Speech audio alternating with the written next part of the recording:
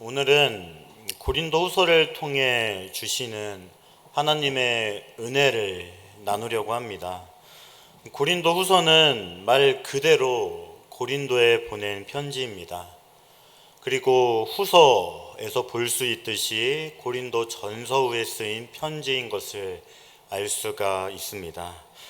그렇다면 고린도 교회에 어떠한 일이 있었기에 바울은 이 편지를 썼을까요?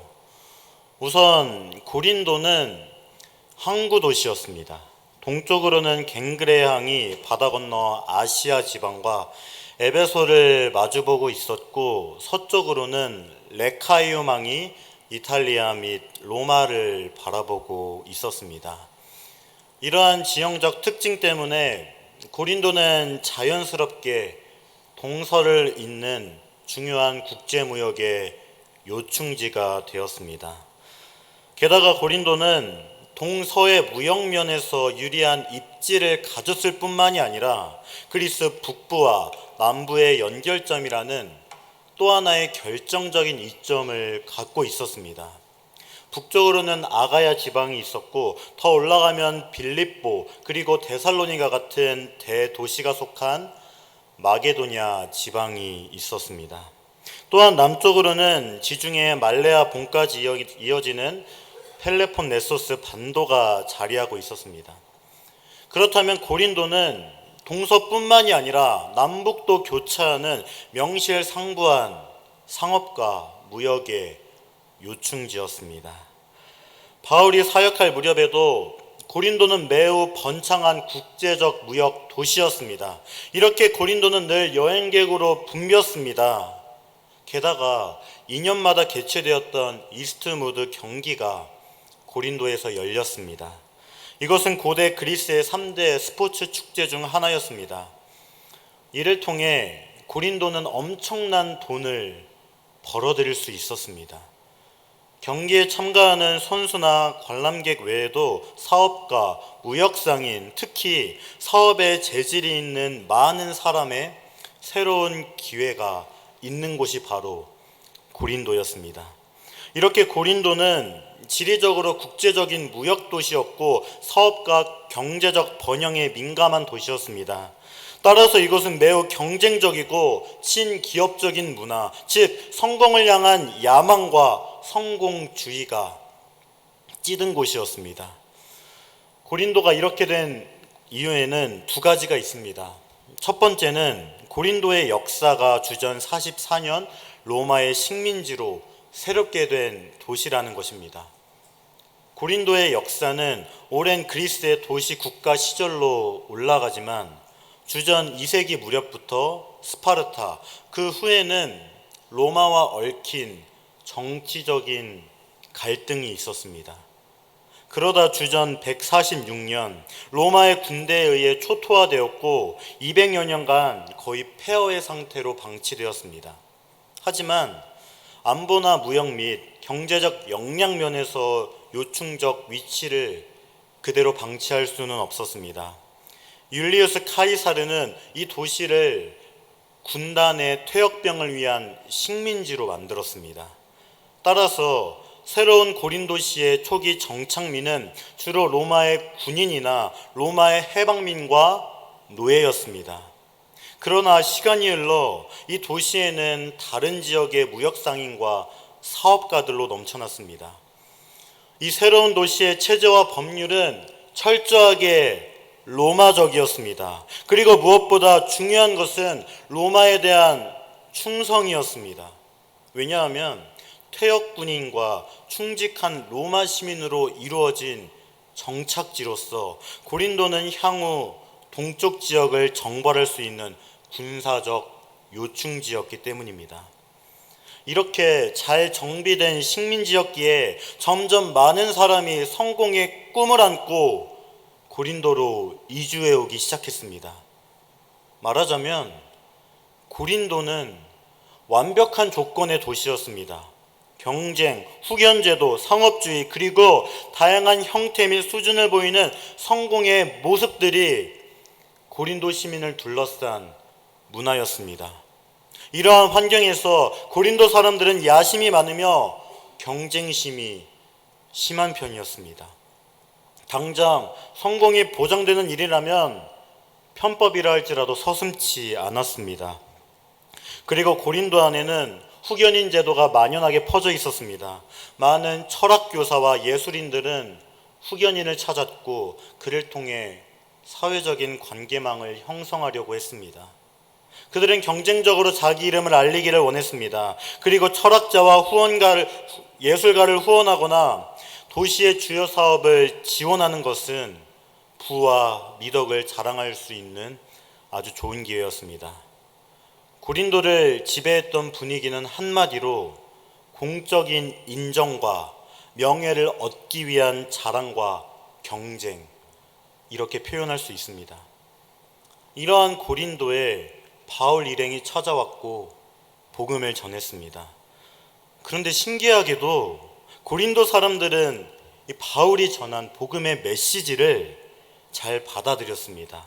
사도행전 18장 8절을 보면 또 회당장 그리스보가 온 집안과 더불어 주를 믿으며 수많은 고린도 사람도 듣고 믿어 세례를 받더라, 이렇게 나옵니다.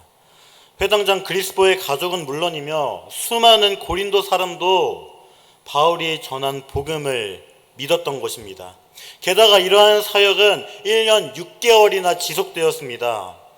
대략 3주밖에 되지 않았던 데살로니가와 비교하면 굉장히 긴 시간인 것을 알 수 있습니다. 그런데 문제가 생겼습니다. 고린도 전서를 보면 고린도 성도들은 복음 전도자를 놓고 경쟁하고 성령의 은사를 놓고도 경쟁했습니다. 가정교회의 유력한 자들은 바울을 후원하면서도 바울도 다른 예술인, 철학자들처럼 자신의 명예를 높여주기를 바랬습니다. 가정교회 모임에서도 자신들의 사회적 지위를 자랑하며 성찬의 의미를 훼손했습니다. 게다가 성공주의, 물질 만능주의, 경쟁에서 승리하는 것이 가장 중요한 가치였던 이 고린도의 문화는 그대로 교회 안에 침투하였습니다. 고린도 사람들은 화려함과 능력을 갖춘 지도자, 그래서 자신들의 얼굴을 세워줄 수 있는 지도자를 선호했습니다. 그래서 지도자에 따른 여러 분파가 생긴 것 아니겠습니까? 그리고 능력을 갖춘 지도자를 원했던 고린도 교회는 바울에게 그대로 영향을 끼치기 시작했습니다. 1절은 하나님의 뜻으로 말미암아 그리스도 예수의 사도된 바울과 형제 디모데는 고린도에 있는 하나님의 교회와 또 온 아가야에 있는 모든 성도에게, 이렇게 시작합니다. 바울 서신을 보면 이러한 인사말은 아주 쉽게 볼 수 있습니다. 이러한 형식은 당시 그리스 로마의 일반적인 편지 형식이었습니다. 그런데 우리가 주의해서 보아야 할 표현이 있습니다. 그것은 바로 하나님의 뜻으로 말미암아 예수의 사도된 바울과 형제 디모데라는 표현입니다. 이 말은 절대 가볍게 넘어갈 수 없습니다. 우리는 글로 이 말을 읽고 있기에 뉘앙스, 어조, 이러한 것은 아무것도 느낄 수 없지만 바울은 이 편지를 절실하게 적었을 것입니다. 특히 사도란 단어에 힘을 주고 강조해서 말하고 싶었을 것입니다. 왜냐하면 바울은 현재 사도권에 대한 도전 및 의심을 받는 상황이었기 때문입니다. 제가 방금 고린도 교회가 바란 지도자상이 무엇이라 말씀드렸습니까? 바로 화려함과 능력을 갖춘 지도자, 그래서 자신들의 얼굴을 세워줄 수 있는 지도자를 선호했습니다. 이러한 지도자를 원했던 고린도 교회는 바울을 바라보았습니다. 원래 사도란 예수님의 제자로서 직접 복음 선포자로 위임받은 사람이어야 했습니다. 그러나 바울은 예수님의 직접적인 제자가 아니었습니다. 고린도 성도가 바라보았을 때 바울은 자신들이 원하는 지도자상이 아니었던 것입니다. 사도의 권한을 가지며 바울을 따름으로써 자신들의 위신이 세워져야 했던 것입니다. 물론 고린도 교회 안에도 바울파가 있었습니다. 그러나 예수님의 제자였던 베드로파, 그리스도파에 비하면 사도가 불분명한 바울은 그렇게 매력적으로 보이지 않았을 것입니다. 어쩌면 베드로파 사람들이, 그리스도파 사람들이 사도도 아닌 바울을 지도자로 삼느냐, 너희는 우리 지도자보다 더 못난 사람을 지도자로 생각하는구나, 이러한 식으로 공격하며 교회는 분열했을지도 모릅니다. 그로 인해 바울의 사도성을 의심하는 목소리는 더욱 커졌을 것입니다. 이러한 상황에서 바울은 자신을 무엇이라 변호하고 있습니까? 바로 하나님의 뜻을 따라 그리스도 예수의 사도로 부르심을 받았다고 이야기합니다.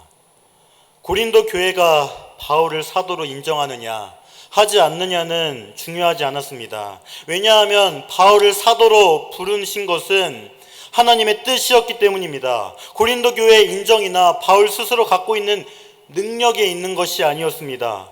바울은 분명 다메섹 도상에서 예수님을 만났고 예수님은 바울을 이방인의 사도로 부르셨습니다. 바울이 사도가 된 것은 하나님의 절대적인 주권의 뜻이었던 것입니다. 고린도 성도 등 누구도 바울의 사도성을 의심할 수 없었던 것입니다. 그리고 바울은 하나님의 교회와 또 온 아가야에 있는 모든 성도에게 편지를 쓴다고 말합니다. 문제 많은 고린도 교회에 편지를 보내면서 하나님의 교회라고 언급합니다. 하나님이 부른 자들의 모임이 바로 교회입니다.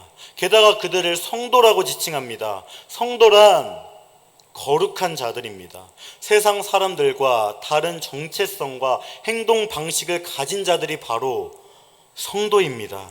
성도란 세상과 다른 삶을 살아냄으로써 하나님의 영광을 드러내는 사람들입니다. 고린도 사람들이 성공주의, 물질 만능주의에 찌들어 있다 할지라도 하나님의 교회인 성도는 그렇게 살아선 안 되었던 것입니다. 그리고 바울은 2절에서 하나님 우리 아버지와 주 예수 그리스도로부터 은혜와 평강이 있기를 원하노라, 이렇게 이야기합니다. 여기에서 우리는 바울의 편지가 로마에서 사용된 일반적인 인사말과 차이가 있음을 알 수 있습니다. 바울은 안녕을 구하는 당시의 일반적인 인사말 대신에 은혜와 평화라는 그리스도인의 인사말을 하고 있습니다. 물론 바울의 이러한 인사말은 고린도 후서뿐만이 아니라 다른 서신서를 통해서도 발견할 수 있습니다. 그렇다고 바울은 형식적으로 이 표현을 쓴 것은 아닙니다. 우선 바울은 은혜와 평화의 기원을 하나님 우리 아버지와 주 예수 그리스도로 한정하고 있습니다. 이 은혜는 예수 그리스도의 오심, 죽으심, 부활을 통해 죄인에게 주어지는 값없는 선물입니다. 그리고 은혜에 이어서 평강 혹은 평화로 번역되는 에이레네를 말합니다. 그리고 이 에이레네는 그리스 로마 신화에 나오는 평화의 여신으로 로마 신화에서는 팍스로 나옵니다. 팍스 로마나, 로마에서 얼마나 중요한 개념이었습니까? 로마 황제에게 충성을 다하기만 한다면, 로마 황제를 주님으로 섬긴다면 주어지는 것이 바로 팍스 로마나, 즉 로마의 평화였습니다. 그러나 바울에게 평화를 가져다주는 사람은 황제가 아니었습니다. 사람들은 로마 황제를 주로 섬기면 평화를 가져다준다고 생각했지만 바울에겐 주가 예수 그리스도였습니다. 하나님 우리 아버지와 주 예수 그리스도만이 진정한 팍스, 즉 평강을 가져다 줄 수 있었던 것입니다. 그리고 바울은 3절에서 찬송하리로다. 그는 우리 주 예수 그리스도의 하나님이시요 자비의 아버지시요 모든 위로의 하나님이시며, 이렇게 이야기를 합니다. 바울은 갑자기 하나님을 찬양합니다. 그 원인은 주 예수 그리스도의 하나님이기에, 자비의 아버지시기에, 모든 위로의 하나님이기 때문입니다. 이것을 앞의 문장과 연결하면 논리상 조금 이상한 것 같습니다. 인사를 한 뒤에 갑자기 하나님을 찬양하기 때문입니다. 그러나 이것을 뒤에 있는 문장과 연결하면 논리상 아무런 문제가 없습니다. 뒤에 말씀을 계속 보겠지만 4절부터 바울은 자신의 상황을 환난 그리고 고난이라고 표현합니다. 이것은 고린도 교회의 상황도 별반 다르지 않았습니다. 그들은 로마 황제를 주라 고백하지 않았기에 핍박을 받았습니다. 고린도 교회 성도에게 주님이란 오직 예수 그리스도밖에 없었습니다. 핍박과 환난과 고난 가운데 있으면 어떻습니까? 버티기 힘듭니다. 그래서 우리는 위로를 찾습니다.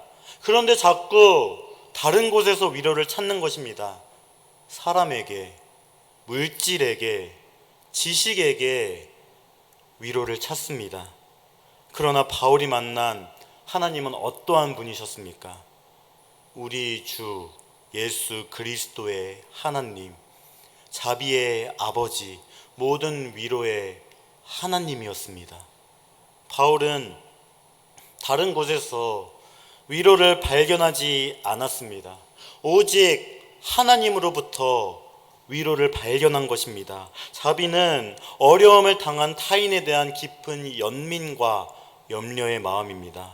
인간을 향한 하나님의 자비는 사랑에 기원하는 것입니다. 하나님은 사랑이므로 환난 중에 있는 사람, 특히 자기의 백성을 볼 때 자비로운 마음을 품으시고 위로하십니다. 즉 하나님의 위로 또한 하나님의 사랑에서 기인하는 것입니다.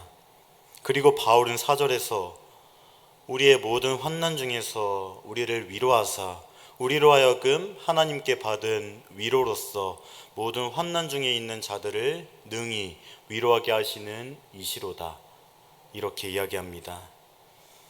왜 하나님이 위로의 하나님이셨는지 구체적으로 설명하기 시작합니다. 환난당하는 순간마다 하나님은 바울을 위로하고 격려하셨습니다. 환난이라고 번역된 헬라어 슬립시스는 외부로부터의 억압이나 핍박뿐만이 아니라 그로 인한 내적의 고통도 함께 표현하는 단어입니다. 바울의 환난은 너무나도 많았습니다. 고린도에서만 하더라도 그는 법정에 서야만 했습니다. 그것뿐만이 아닙니다. 감옥에 투옥되어야 했고 심한 매질을 맞아야 했고 수많은 조롱과 야유를 들으면서 살아야 했습니다. 거기다가 지금 어떠한 상황입니까? 자신이 피땀 흘려 세운 고린도 교회가 자신의 사도성을 의심하고 추궁하고 있습니다. 외부로부터의 핍박과 고난은 힘들지만 버틸 수 있습니다.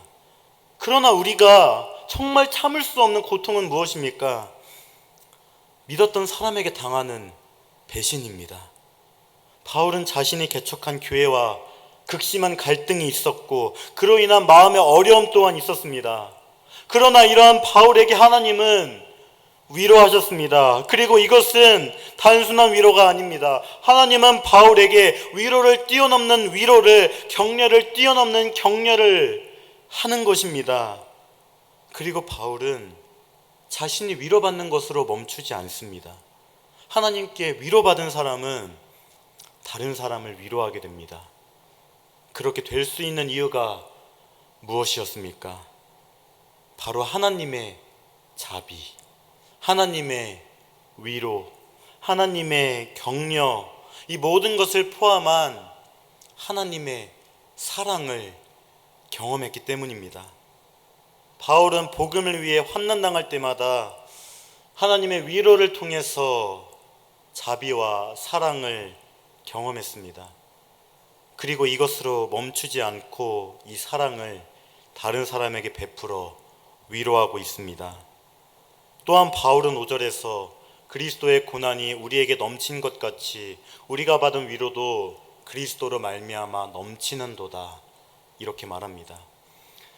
고난이 넘칠수록 위로도 넘쳐납니다.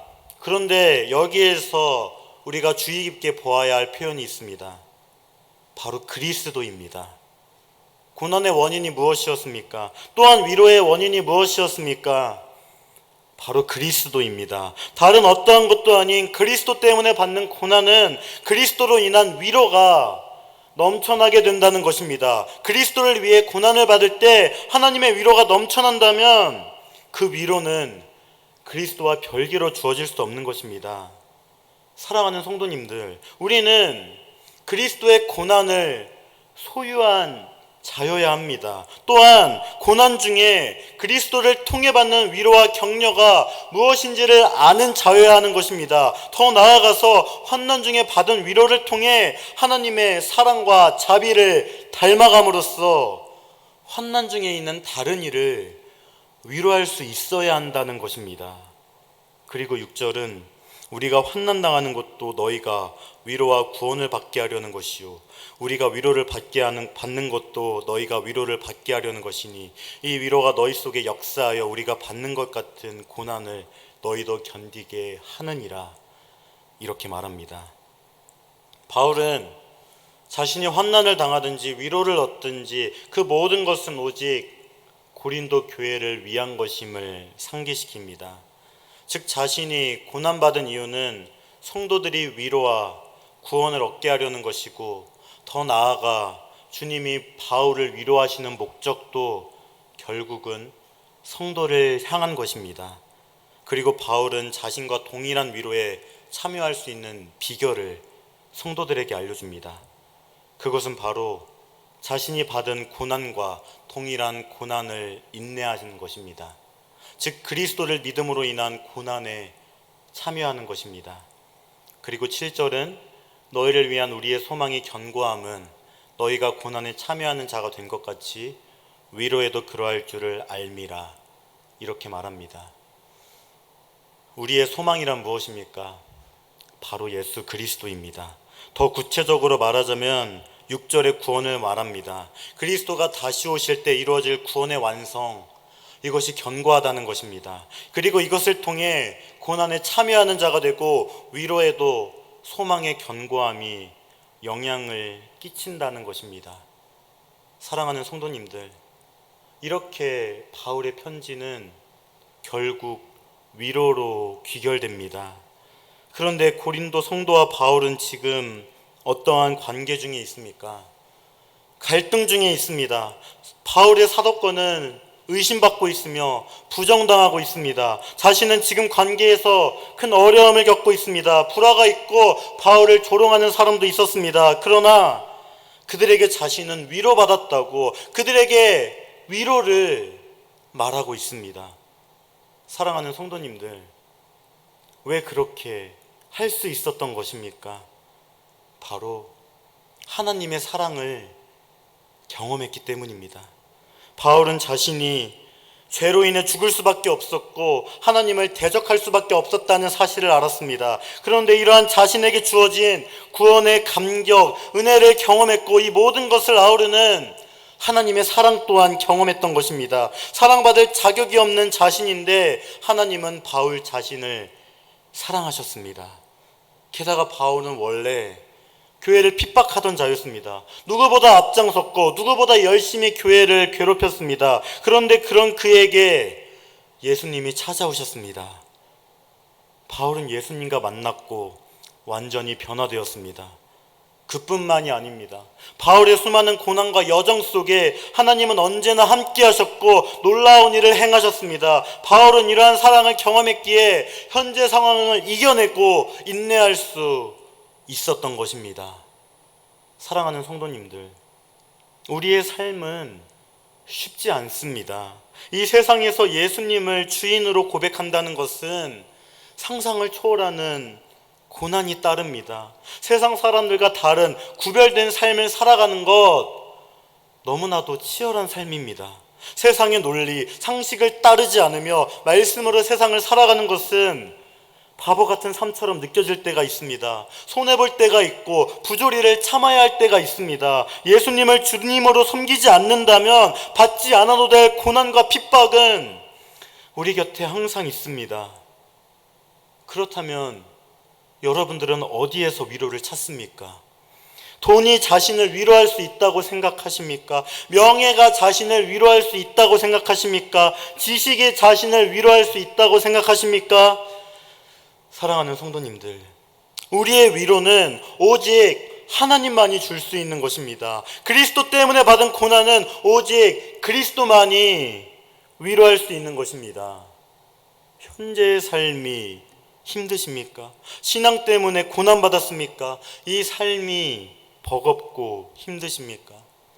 그렇다면 하나님께 나아가시기 바랍니다.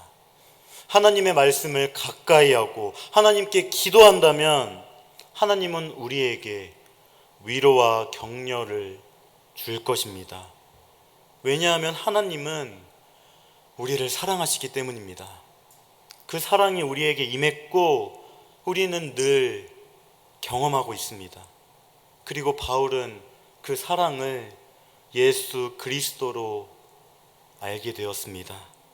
그가 하나님께 받은 위로는 그리스도 때문에 충만해졌습니다.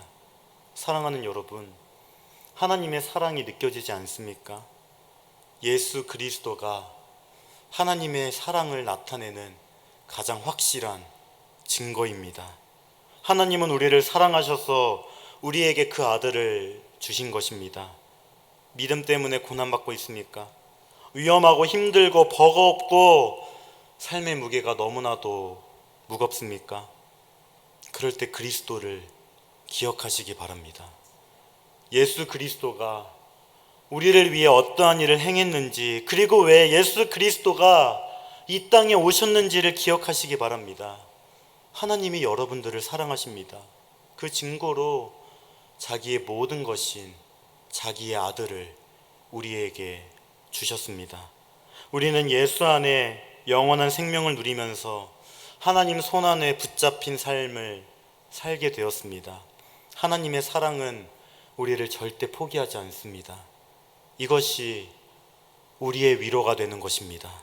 우리가 받은 위로는 그리스도로 말미암아 넘치게 되는 것입니다.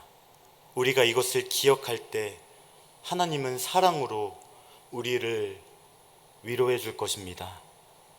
오늘 밤 하나님의 사랑을 깊게 체험하는 밤이 되시길 바랍니다. 사랑하는 여러분, 부디 예수님을 만나시기 바랍니다. 예수님을 더욱 사랑하시기 바랍니다. 그래서 하나님의 위로를 경험하고 그 위로 때문에 살아갈 수 있는 여러분들이 되기를 주님의 이름으로 간절히 소망합니다. 나 무엇과도 주님을 다 함께 찬양하겠습니다.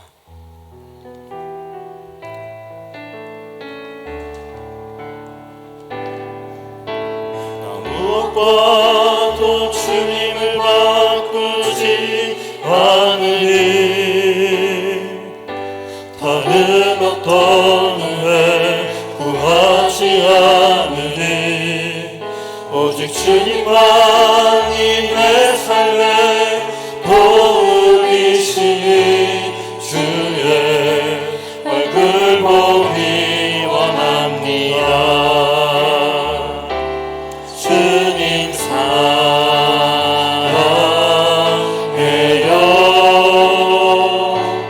온 마음과 정성 다해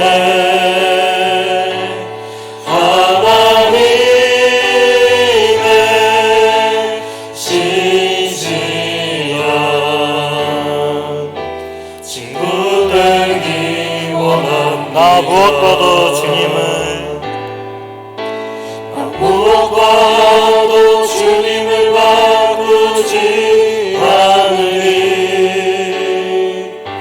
다른 어떤 은혜 구하지 않으니 오직 주님만이 내 삶의 도움이시니 주의 얼굴 보기 원합니다. 주님 사랑해요.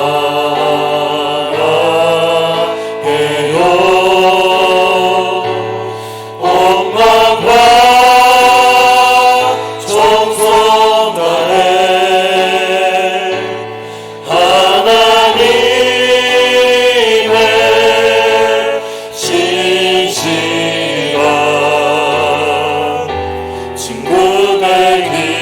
주님 사랑해요. 주님 사랑해요.